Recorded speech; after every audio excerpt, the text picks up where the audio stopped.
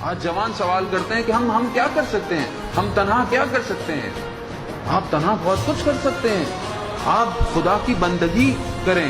جب خدا کے بندے بن جائیں گے، خدا خود آپ کو اپنی فوج میں شامل کرے گا، خدا خود آپ کو اہل بیت کے قریب کرے گا. آپ کا امام منتظر ہے اس کا کہ جس کے سجدے خدا کی بارگاہ میں ہوں، جس کے دلوں میں صرف خدا بستا ہو، جس کے دلوں میں صرف خدا بستا ہے. ہمارا امام اس کا انتظار کر رہا ہے. کیوں؟ کیونکہ جب امام لبیک کے لیے بلائے گا تو پھر یہ جوان یہ نہیں کہے گا، یہ بوڑھا یہ نہیں کہے گا، یہ عورت یہ نہیں کہے گی کہ مولا مجھے کچھ اور کام ہے. کیوں؟ کیونکہ اب دل میں صرف خدا بستا ہے، تو صرف خدا کی حجت کو لبیک کہنا ہے.